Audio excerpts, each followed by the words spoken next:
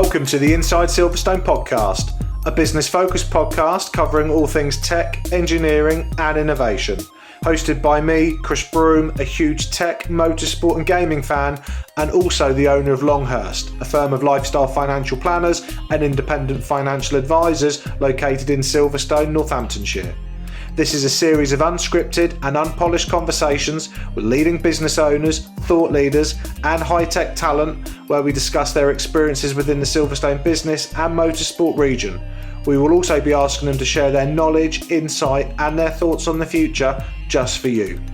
If you're looking to learn more about the Silverstone high growth region and commercially connect with like-minded peers, you've definitely come to the right place. Welcome to Inside Silverstone.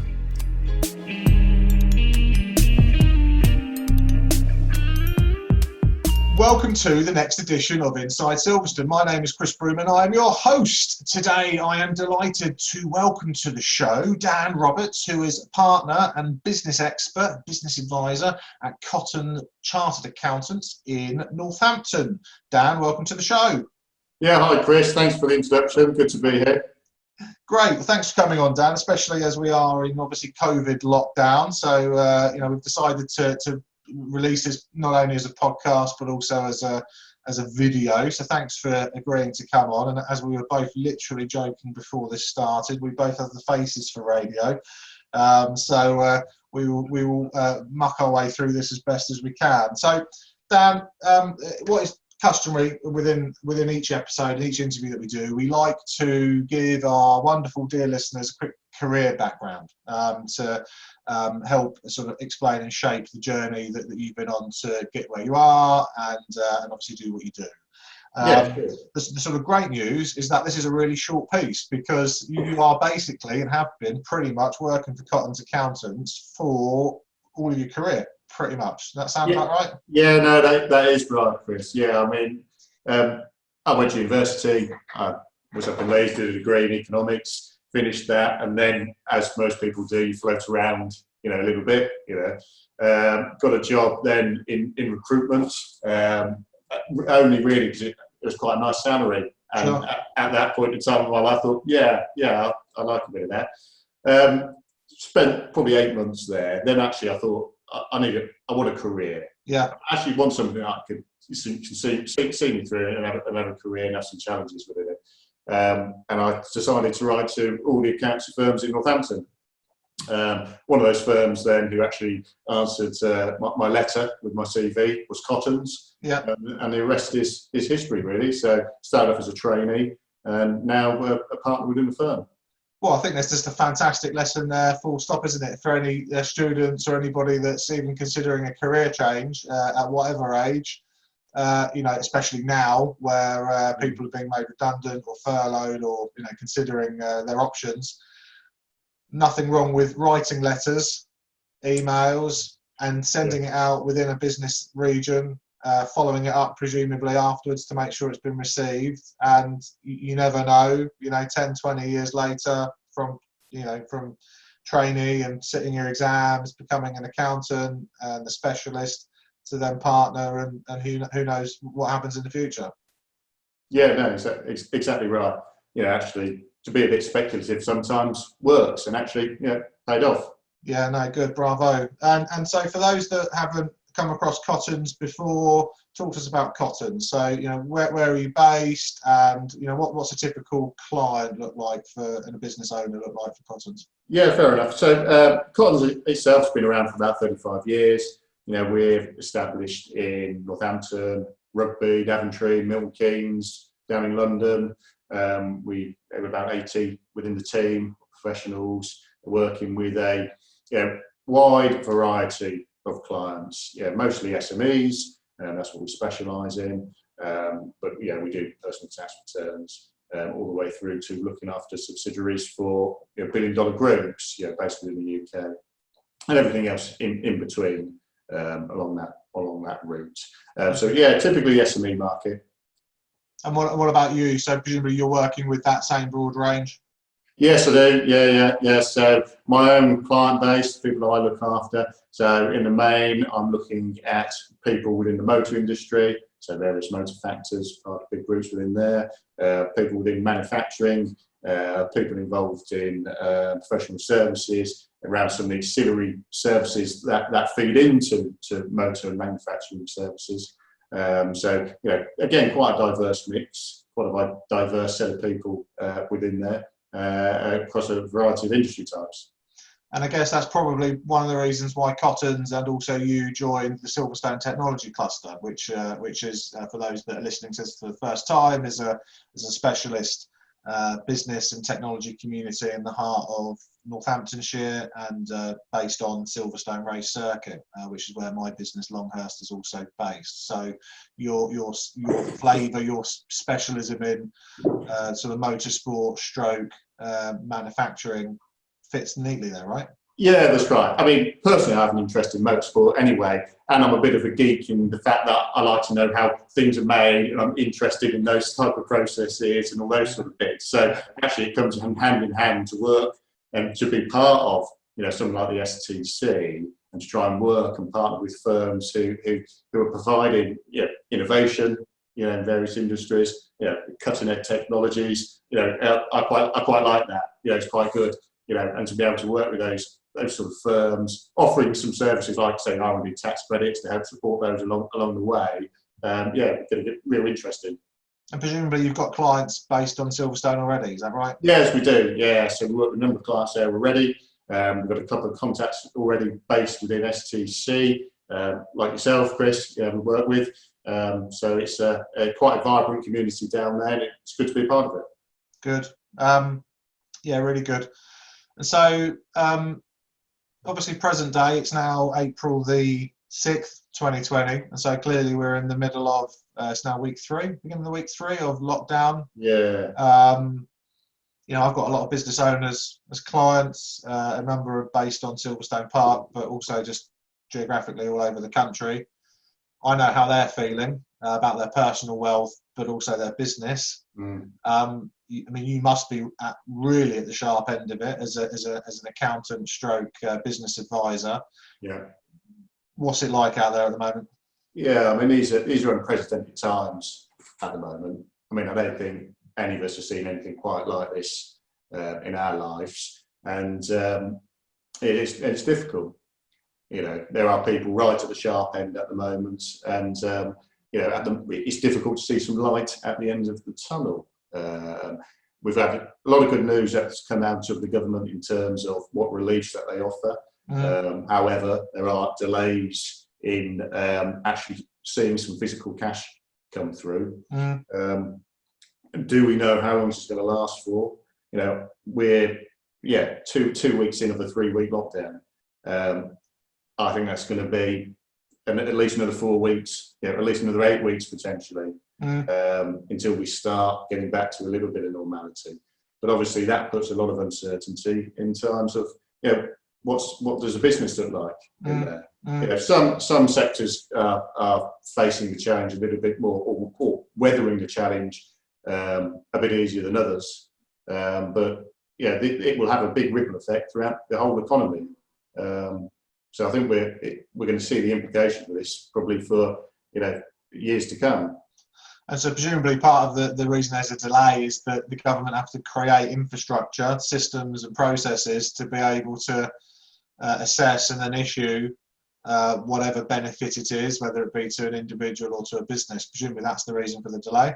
Yeah, that certainly is part of the delay. We're looking at the process now. Let's take furloughed workers as a good porting call with that. Great that the announcement has been made for the government to cover 80% of wage costs, capped at $2,500 per month for an employee. But actually, to be able to deliver that, there needs to be systems in place, there needs to be a portal in place, for them to record that information so that they can make the payments, cross-reference that to their own RTI payroll systems, etc., and so forth from there.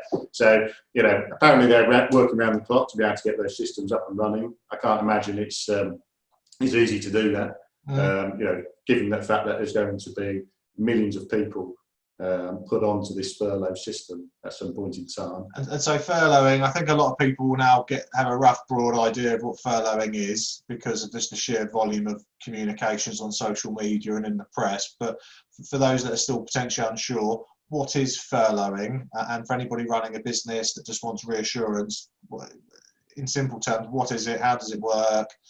Is the company continues to pay, an income for 80%, and then they could get a refund or a rebate from the government? How does it actually work in reality? Yeah, so just to give you that sort of snapshot overview of what we're looking at here. I mean, it's a job retention scheme, in essence.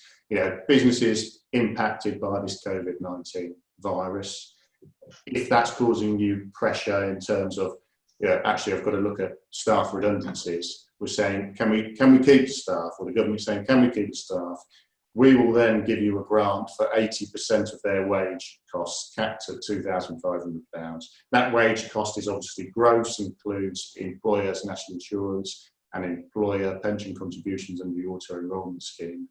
And if you were to do that, we will give you 80% back as a grant once this portal is up and running, and we can then factor in receipts thereafter. I mean, what we're looking at, I mean, if we just go back to that, so we're looking at an 80% refund then on those total wage costs. How quickly that's going to come to materialise goes back to the previous question, I suppose, through on there. If we're taking an employee, they've got to be furloughed for 3 weeks. So, pretty much a full month's pay we're looking at there. If we're paid weekly, it can be a bit of a cash flow burden on some people. Portal's not ready yet, so we're not going to get the funds through. If we're paid monthly, we're hoping this portal's going to be open before the end of April. Payments then start to trickle through end of April, early May. So I think we've just got to be very mindful of the fact that come the end of this month, there could be a bit of a real cash burden on small business before these grants start to come through. And it is a grant, so it's not something that needs to be repaid back once we get through the other side of this. Okay. What other types of funding mechanisms are there? Grant support. So what does that look like? Additional grant support to businesses, especially those that are in different sectors like hospitality, for example? Yeah, so there are grants available through the local authorities. And they're going to be the organisations who are taking the lead on delivering these grants. So if you're a small business and you are currently able to claim small business rates relief, then you'll be looking at a 10k grant from the local authority. Okay. If you're in retail, leisure, tourism, actually we'll be looking at a 25k grant over that period of time. Again, they are now starting to trickle through. Some of the local authorities are starting to make inquiries into who they've got on their rates register, so we call it, and asking them to make applications. So I think we'll see those start coming through in full over the next 2 to 3 weeks. Okay, so potentially before furloughing money comes through, perhaps. Hopefully, that's the intention. What I would suggest, if anybody's got any queries, is to get onto their local authority website. To see where they're going to be pointed to. Not necessarily on the phone, because I think they're all understaffed anyway, and you'll probably be on the queue. The website's usually got some decent information. Okay, and what about other sort of forms of tax deferment? VAT, personally, corporately, what types of deferments out there? Yeah, well, current VAT payments have been deferred. So any VAT liability that's due for payment from 20th of March, I believe it was, through to the end of June, has now been deferred until the end of March 21. Okay. So that will be a bit of an ease on cash flow. I mean, we say deferred, so it's not going to disappear. We will be at some point, but hopefully when we're through the other side and profits start to recover, we'll generate enough cash to be able to do that. On the personal front, okay, well, our self-assessment tax payments for those who've got any second payments on account due in July will be postponed until January next year. So at least personally, they'll put a bit more cash in the pocket. And if we have got taxes out there that people are struggling with, so corporation tax, for example, maybe you pay as you earn national insurance payments as well, before we get any grants back for the furlough. I'd advise to talk to HMRC, ring the business payment support line. They are open to time to pay arrangements at the moment.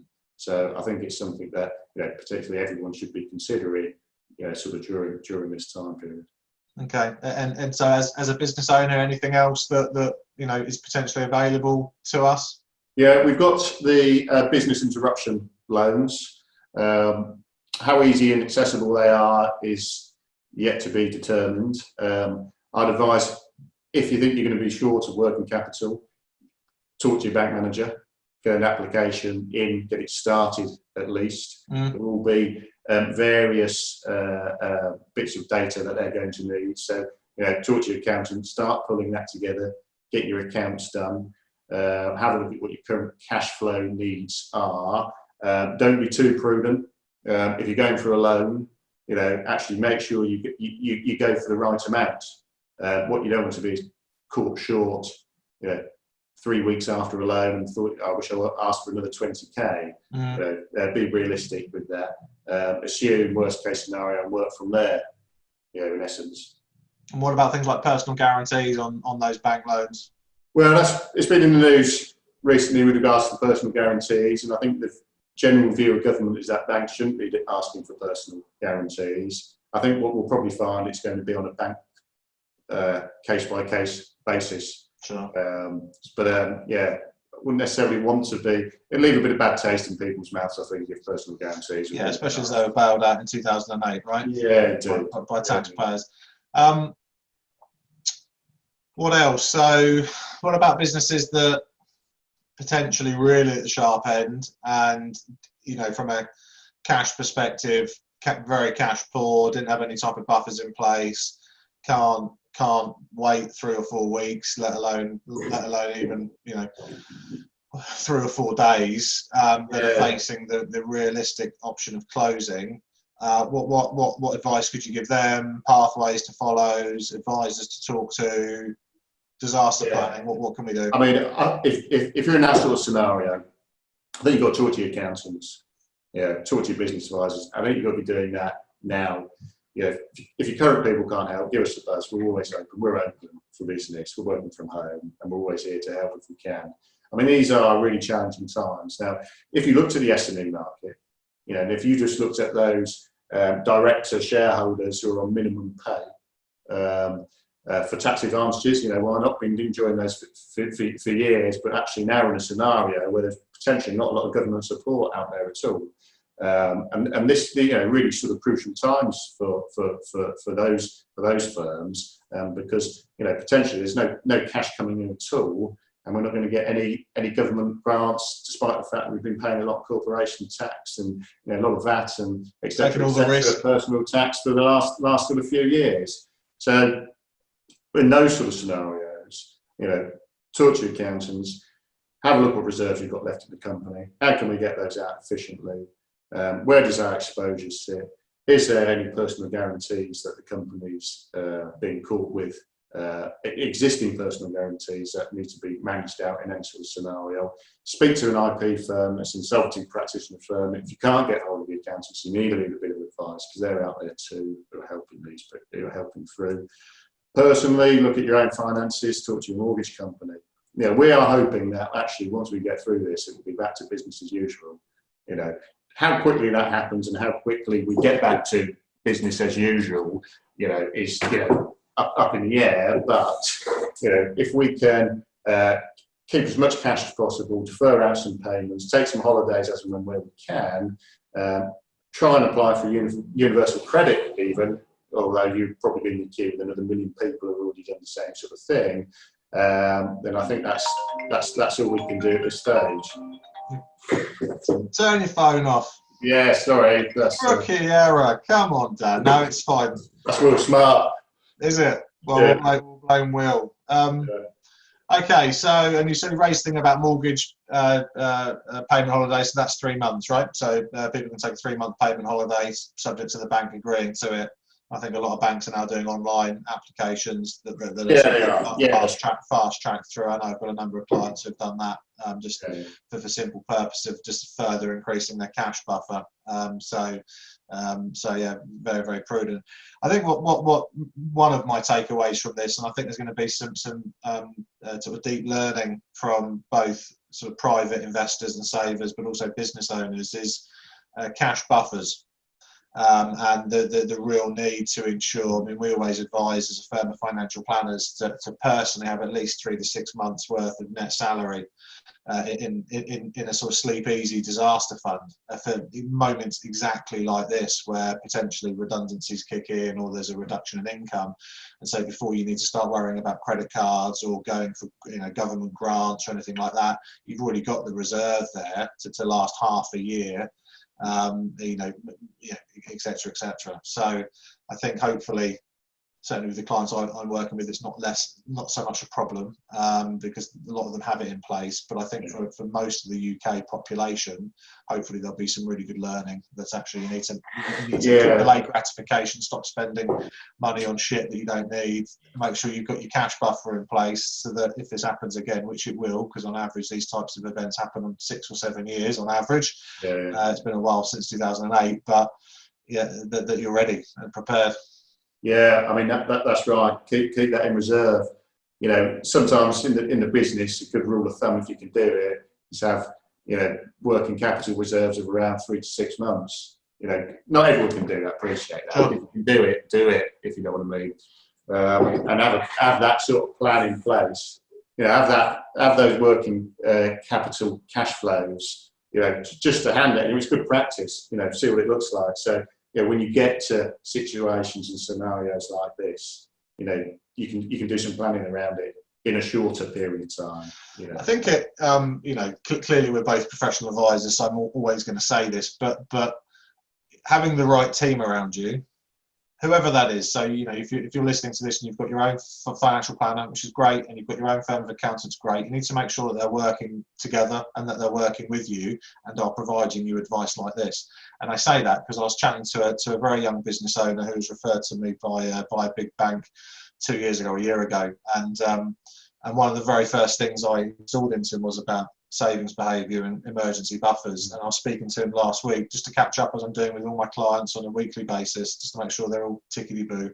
And he was like, the one thing going through my mind, Chris, was your voice saying 3 to 6 months, 3 to 6 months. Yeah. Trust me, 3 to 6 months. And I was like, because it's the right thing to do. So, for those listening to this, if you haven't got a team of advisors around you, accountant, tax, legal, financial planning, then you need to really consider putting that in place, because it could be the difference between success and failure ultimately, right? Yeah, I mean, I think you've got it spot on there, because it's more like working in partnership, more than anything else. It's not a case, what you don't want is one touch a year, because I think that's bad. That's bad advice, one touch a year. You've got to know your client, you've got to know them well, not just the business, but what they want personally as well, so you can tailor your services to help them. That's the real sort of key to it, and that's where the enjoyment comes from as well. Actually really be a part of the business, and offer some support. You can offer guidance, and you can be proactive, rather than maybe firefighting or reacting to something after date. I always think it's poor form if you've told someone, for example, your tax is 30k and it's due next week. I mean, what you should be saying is the tax is 30k and it's due in 2022. It's that sort of level of sort of forecasting and knowledge that you want to get into. Future planning. So a lot of the inquiries we get from the banks, for example, are from business owners who aren't getting that type of relationship. And so you guys know this because I pass the referrals on. They're working with accountants who they hardly see. Certainly if the newer businesses, that they weren't made aware of how personal tax regime works. January, July splits through to VAT, through to corporation tax, and these are basic things that a professional and a forward-thinking professional should be delivering. So, I highly endorse that. So I think, Dan, I'm going to start pulling this to a close because we're sort of 23 minutes in. We've had a good gas bag about Cottons, and so just to repeat, Cottons are based in Northampton Town Centre, Daventry, Rugby, are branching off into Milton Keynes, Silverstone, and clearly the Silverstone Technology Cluster. And you've also got an office down in London, actually near our London office, which is great. Business owners of all different sizes, as well as individual taxpayers that need self-assessment advice and stuff like that. I endorse Cottons because I refer quite a few clients to Cottons and vice versa. So I highly endorse Cottons for those listening to this. clearly for any more support and guidance on COVID government-backed initiatives, if you haven't got confidence in the team of accountants that you're currently working with, then Dan's available. So I'll make sure his contact details are in the show notes so people can find you. I'm going to make sure this is aired on STC's website and on YouTube, so because obviously it's very, very present at the moment. So clearly, anybody needs any support, let us know. I'm going to close off, Dan. What's normally traditional after we've had a good, positive, fun podcast interview is I want to embarrass you a bit. And so I always close off with two questions. The first is the embarrassing one, which is about you sharing an embarrassing story. Okay. This is important, Dan, because you're probably going to have colleagues listening to this and fellow partners, including a certain Will Smart. So what is your embarrassing story that you're prepared to share with our wonderful listeners? Yeah, fair enough. I mean, I don't get embarrassed that easily, to be fair. But one lesson that I've got in life is never trust a 4-year-old around a button. And I say that from we did a trip to France, and we were on a ferry going over, and little one, 4 at the time, needed the toilet. So we go to toilet on the ferry, right opposite big gangway of gallery of chairs. So we're sitting in there, well, I might as well go while we're here as well. Little man's walking around the toilet. Dad, what's this red button? Don't. Oh no. I think that says it all, doesn't it? Oh no. You know? Oh no. Then from someone who was so eager to press the button, to then want to press it again, not interested. Oh my God, how embarrassing. Presumably a few people saw you, right? Yeah, just a couple of hundred. That's just a couple hundred people on. Yeah. That's the beginning of their holiday. Beginning. That's a nice. I like to think it's a nice treat for them. Nice, nice little anecdote for them. Yeah. Nice. Yeah, right. Last question, sir. Life advice. So we know we have students listening to this that are studying at local tech colleges, universities, and what have you in the region. So life advice for a younger version of Dan Roberts. So let's take us back to when you weren't working at Cotton's and you were going through uni or finishing university off. What one bit of key advice would you give yourself and why? I think an important value in life, and this is for work and this is for everything else really, is just to have some integrity in yourself and in beliefs in what you're interested in. You know, actually, if you follow that, you're respectful, hardworking, truthful, be honest, and actually that will stand you in good stead, not only in business but personally. And it's a key fundamental to me. It's a key fundamental to Cotton's. So that's what I would tell any young person out there who would like to listen. Have some integrity. Be a good egg. Yeah. Be a good egg. Dan Roberts from Cotton's, thank you so much for coming on the show. I appreciate you giving up sort of 20-30 minutes, especially when you're obviously bombarded with a lot of client work at the moment. So we do appreciate that. As I said, I'm going to put your contact details in the show notes. So if anybody wants to reach out to Dan and get any advice, I'm sure he'll make himself available to do that. What I'm also going to do, Dan, is invite you back on in the future to do a sort of collaborative mastermind session with a few other professional advisors.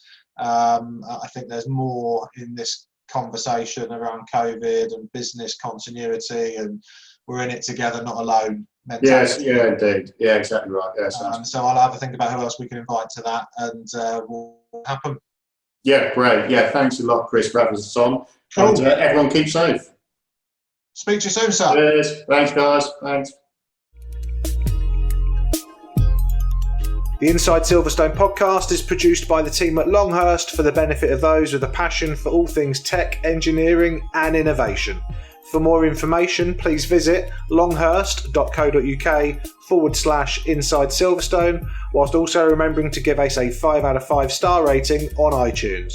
Please note that neither Chris Broome or Longhurst work for Silverstone Park, Silverstone Circuit or Silverstone Technology Cluster.